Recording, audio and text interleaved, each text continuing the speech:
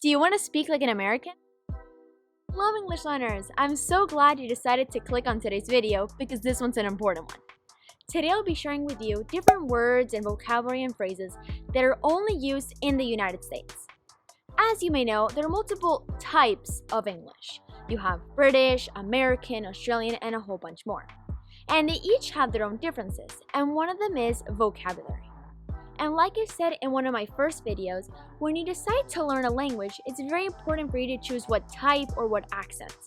Because as a language learner, it can be confusing when you're learning it from zero and realizing how they have differences and different vocabulary and different ways of saying certain things. Trust me, I was in your shoes. So this video is only for the people that want to learn American English. Don't forget to subscribe and click the notification bell, that way you get notified whenever I post new English videos. And wait till the end because I have a very important announcement. The first one is pretty unusual and it shows you how different English can be, because the word is bang. So bang in British means like a loud noise, like a gunfire, bang, bang, bang, bang.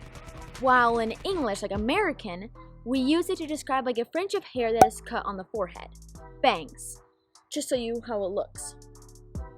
To be honest, I always wanted to get bangs. Comment down below if you think I will look good with bangs. Although in American we do use bang like in comic books to like show like bang like a loud noise, we mostly use it to describe this haircut.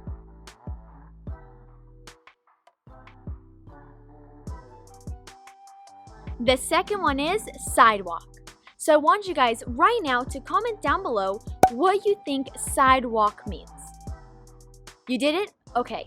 So in American English, sidewalk is like an extra pavement on the side of like a road for pedestrians to walk. It's literally a side of the road so you can walk. A sidewalk. In Britain, they don't use sidewalk. It literally means nothing. In Britain, they use pavement. So sidewalk or pavement.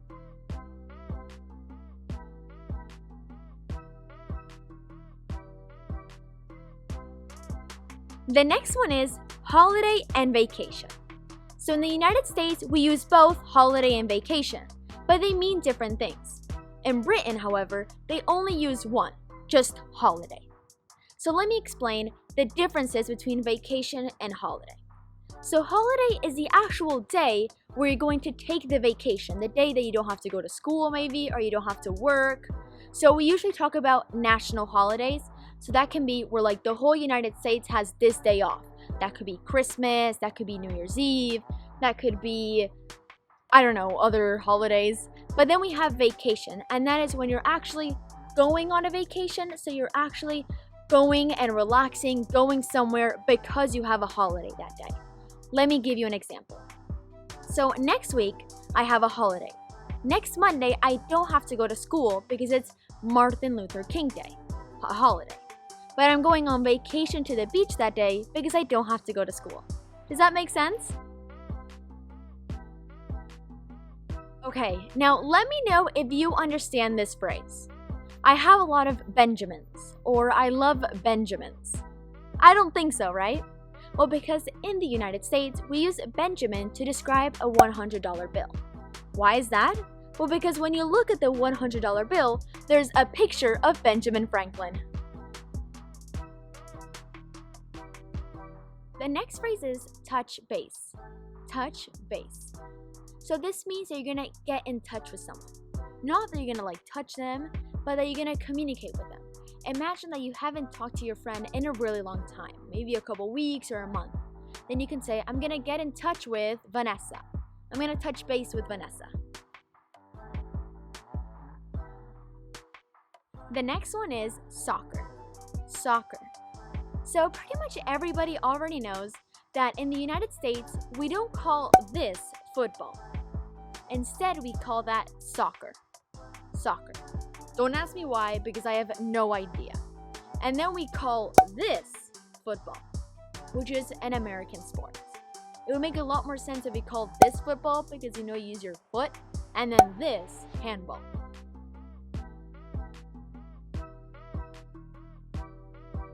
I really like the next word Because number one, it's super fun to pronounce, and number two, it tastes super good. And that is arugula. Arugula. Arugula. I know, pretty hard, but it's super fun. So arugula is a leafy green. In Britain, however, they call this a roquette, and it's derived from the French word roquette.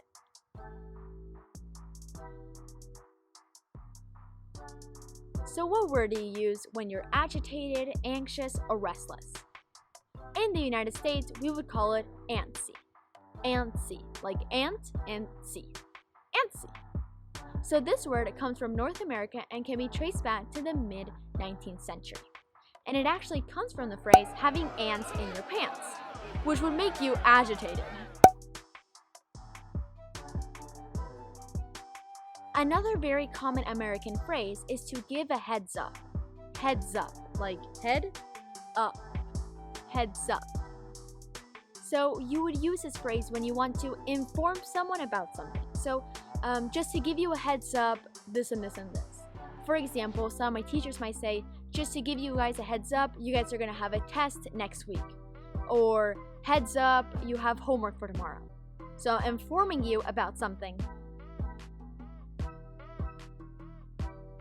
The next one is tennis shoes, and sneakers. Sneakers. So these both mean the shoes that you would use maybe when you go running or exercising or when you play a sport. And this was pretty confusing for me when I was younger and when I was at school, because they would tell us to bring tennis shoes, so tennis shoes, when we had a PE, which is a class to exercise. But I always thought that tennis shoes were to play tennis. So I would always imagine like, oh, we're gonna play tennis at school. No, we ended up just running around and just doing exercise. So although we call it tennis shoes and sneakers, in Britain, however, they either call them runners, which makes sense because you go running, or trainers, which also makes sense because you're training. In America, people have bachelor and bachelorette parties, which are just parties that they have before they get married. So the guy has the bachelor party and the girl has the bachelorette party. This is in America. But in Canada, Ireland, and Britain, they have stag parties, which just means the same thing. Okay, so I want you guys to tell me right now, how many floors does this house have? How many floors? So around the world, people would just say that this has one floor, because you have the ground floor and then you have the first floor. But in America, however, we would call this 2 floors because we don't call it the ground floor. Here we call it the first floor. So this is the first floor and this is the second floor. This is really confusing when people from around the world come here and maybe we tell them, oh, hey, come to the second floor. So people just go to the 3rd floor in American standards. In America, we have different names for the different schools and grade levels. So pretty much the whole school system is divided into 3. We have elementary, which goes from 1 through 5, so grades 1 through 5. And then we have middle school, which goes from 6 to 8. And then we have high school, which goes from 9 to 12. And in high school, we have different names for the 4 different years.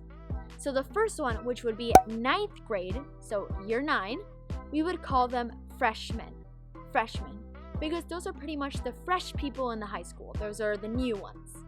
Then we have sophomore. I know it's PH, but we still say sophomore. And that is me right now. I am a sophomore in high school. I'm in 10th grade. Then we have the 11th graders, and we call them juniors. And then the last ones, which are the 12th graders, so they're the oldest ones, we call them seniors. And then after high school, you have college and all of that. And you can use the same names for college as well. So people would say, I'm a freshman in college, which just means that it's their first year in college.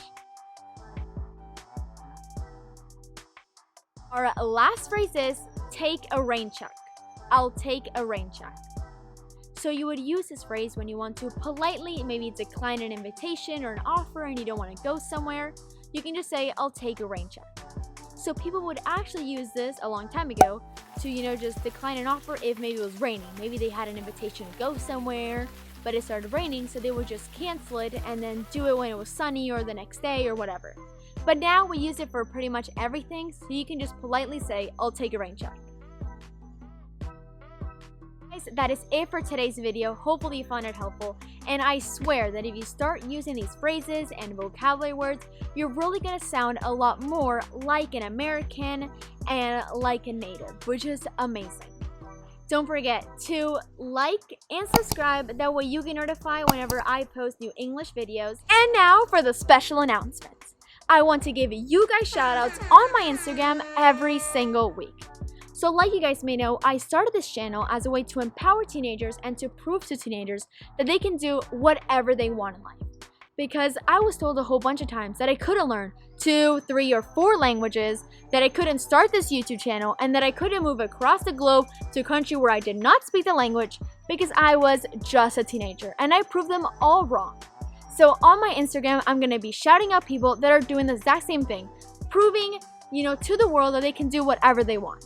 So what you need to do is you need to either post a picture or post on your story doing this. That could be either studying the language that you want to learn, that could be doing this really cool backflip, that could be doing an awesome trick shot, I don't know, whatever you want to do. So you need to put that on your story, you need to tag me on that picture story at Gala South. This is my Instagram, and use the hashtag #JustATeenager. That way I'm able to see it. You also need to follow me on Instagram. Once you did all of that, you automatically qualify, and I'll give you guys a shout out every Sunday on my Instagram story. Bye guys, I hope you enjoyed it, and I'll see you guys next week. Bye!